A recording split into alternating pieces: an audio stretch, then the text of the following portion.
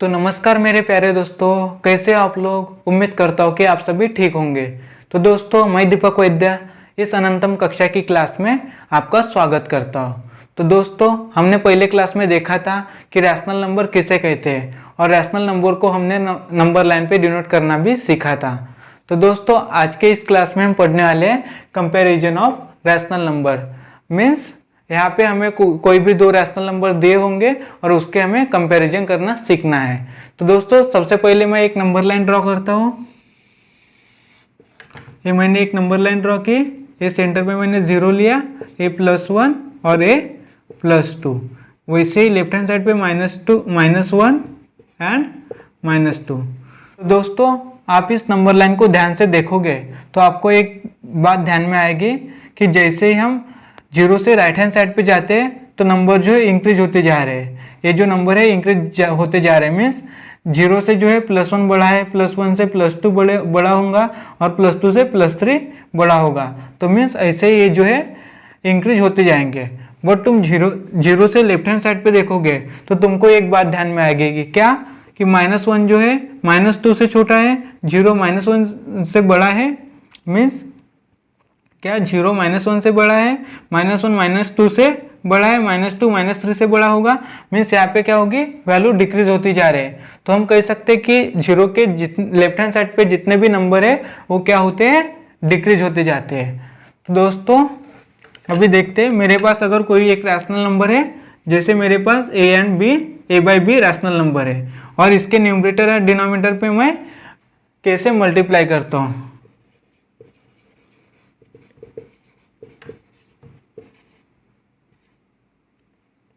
Multiply के both numerator and denominator. ठीक है। तो दोस्तों, क्या होगा अगर मैं इसके न्यूमरेटर और डिनोमिनेटर में के मल्टीप्लाई करता हूँ तो देखते हैं हमें क्या मिलता है, a इंटू के एंड b इंटू के। तो दोस्तों, ये यहाँ पे क्या मिला हमें, a के डिवाइड बाई b के। मीन्स हम कह सकते हैं कि पहले जो वैल्यू थी हमारी a/b वही वैल्यू हमें अभी मिली है। ऐसा क्यों कह सकते हैं, क्योंकि अगर हमारे पास कोई भी अगर हमें रैशनल नंबर दिया है और उसके न्यूमरेटर और डिनोमिनेटर में सेम वैल्यू से उसे मल्टीप्लाई किया है, हमने सेम वैल्यू से मल्टीप्लाई किया है कैसे, तो हमें क्या मिला, a के डिवाइड बाई b के। तो ये हमारी क्या हुई, a/b के इक्वल वैल्यू हुई। ठीक है। तो दोस्तों, अभी हम इसके ऊपर एग्जाम्पल सॉल्व करते हैं।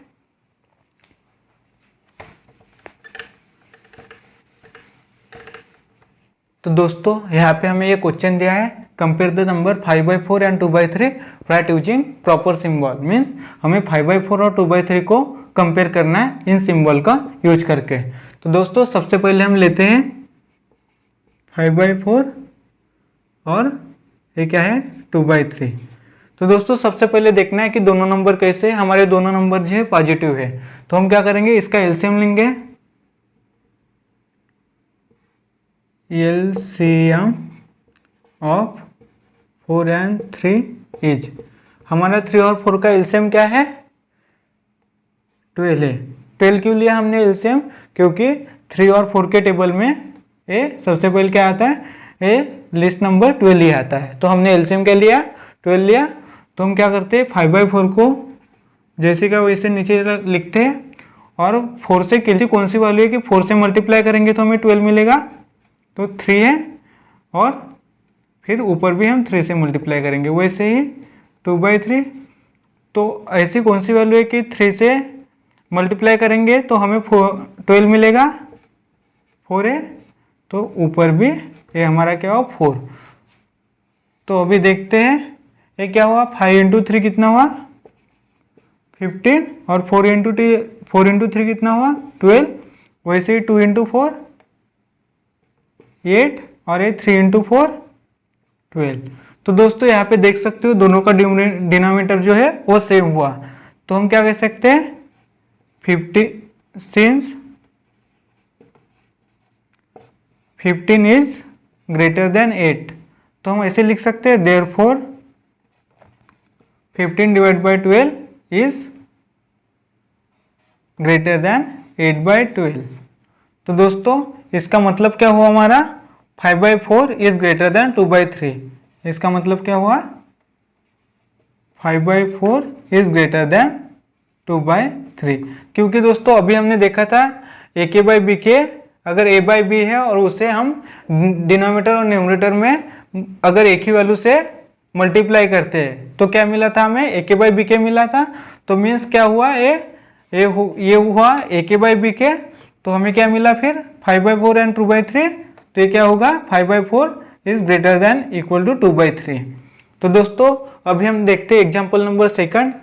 तो दोस्तों ये हमारा एग्जाम्पल नंबर सेकंड है और यहाँ पे हम देखते ही बता सकते हैं कि नेगेटिव वैल्यू से हमेशा पॉजिटिव वैल्यू बड़ी होती है। तो हम कह सकते हैं कि -7 इज लेस देन, तो 4, तो हम ऐसे कह सकते हैं सिंस, तो देयरफॉर क्या होगा, -7/9 इज लेस देन 4/5। तो ये हमारा सेकंड नंबर का भी एग्जाम्पल सॉल्व हुआ। अभी देखते हैं हम थर्ड नंबर का एग्जाम्पल।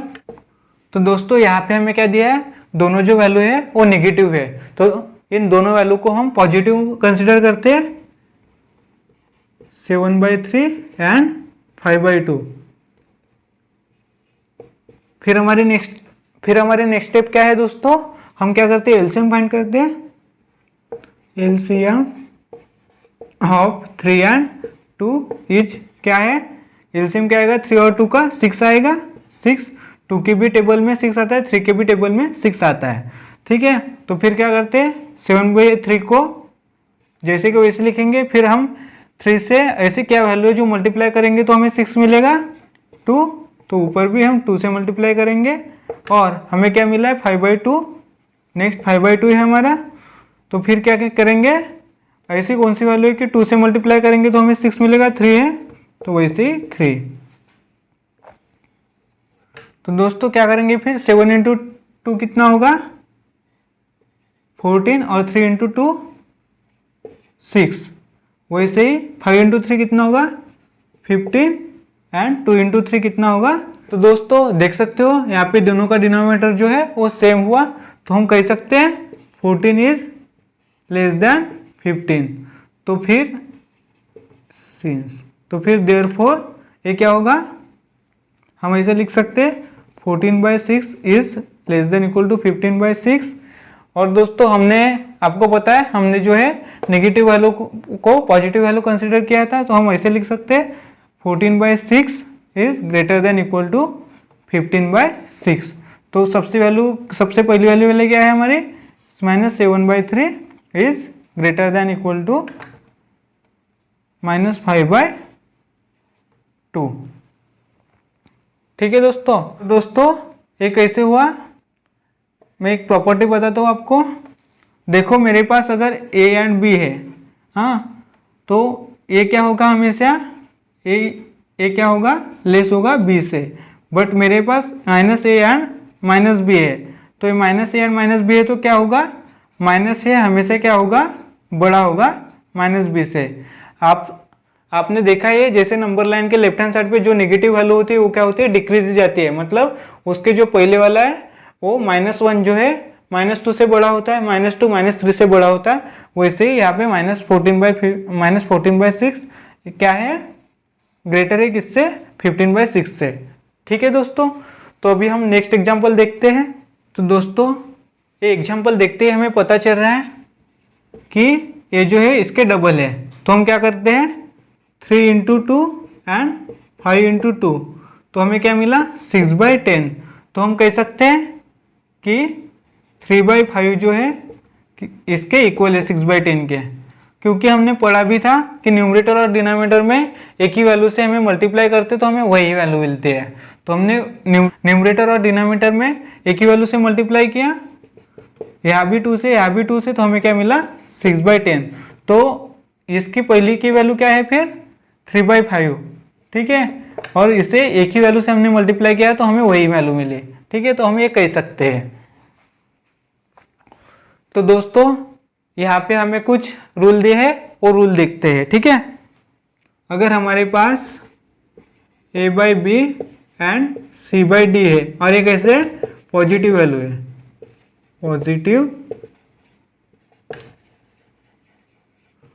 वैल्यू है, तो देखते हैं इसके रिजल्ट क्या मिलते हैं हमें, फर्स्ट नंबर का है, अगर a इंटू डी है तो क्या रहेगा, लेस रहेगा किसके, c मल्टीप्लाई b के। तो ये क्या होगा फिर इसका, then a by B is less than c by d. तो दोस्तों इसका हम एग्जाम्पल देखते हैं। एग्जाम्पल क्या है इसका, फिर देखो अगर मैं 3/4 ले रहा हूँ एंड मैं ले रहा हूँ 5/6, तो दोस्तों क्या करेंगे, 3 इंटू सिक्स फिर क्या, less than equal to 5 into 4। दोस्तों ये क्या मिला, 18 मिला, लेस देन 20। ठीक है, तो फिर क्या कह सकते हैं, देन हम ये कह सकते हैं कि हमारा जो है 3/4 is less than equal to 5/6। ठीक है दोस्तों, ये हमारा पहला रिजल्ट हुआ। अभी हम सेकंड रिजल्ट देखते हैं। तो दोस्तों अभी हम सेकंड रिजल्ट देखते हैं। a multiply by D is equal to b multiply by C. तो हमें क्या मिलेगा फिर, a by B is equal to c by D.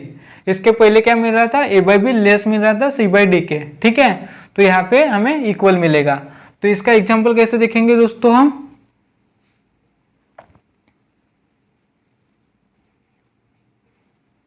अगर हमारे पास 3/2 और 3/2 है, ठीक है, तो हम क्या करेंगे, a इंटू डी, ये हमारा ये 3 इंटू डी क्या है 2 इज इक्वल टू फिर क्या है b इंटू सी। तो b क्या है हमारा 2 इंटू 3, तो ये क्या मिलेगा हमें, कितना मिला है 6 इज इक्वल टू 6।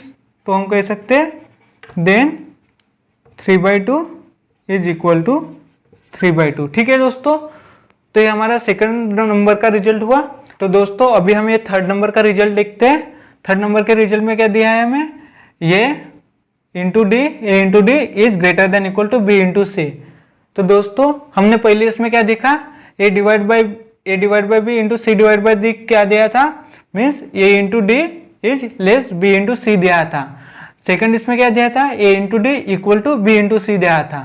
और अभी क्या दिया है हमें, A into D is greater than B into C. तो हम अभी हम करते 5 into 2 is greater than 3 into 3। तो क्या होगा, ये 10 इज ग्रेटर देन 9। तो हम कह सकते हैं then 5/3 is greater than equal to 3/2। ठीक है दोस्तों, तो यहाँ पे हमारे एक बुक के सॉल्व एग्जाम्पल खत्म होते। अगर आपको वीडियो पसंद आ रहा तो अपने दोस्तों के साथ शेयर करो, वीडियो को लाइक करो, कमेंट करो एंड चैनल को सब्सक्राइब करो। तो दोस्तों मिलते हैं नेक्स्ट वीडियो में, तब तक के लिए अपना ख्याल रखो।